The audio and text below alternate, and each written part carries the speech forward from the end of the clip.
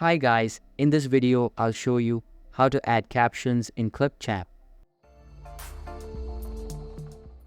First of all, open the Clipchamp app in your PC or laptop and make sure it is updated to latest version available.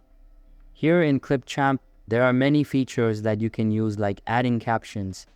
In total, there are two ways of adding captions. The first method is by adding your own captions manually.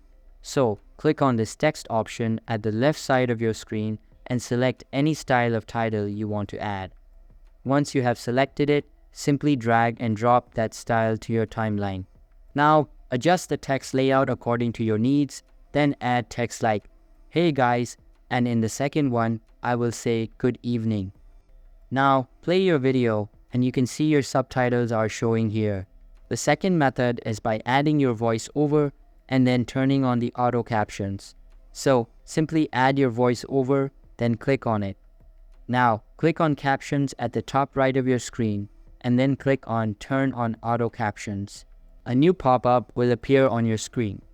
Here, select your language that will be used throughout your project. Then simply click on Transcribe Media. Now, if you play your video, you will see the captions of your voice over showing here. So that's all for this video.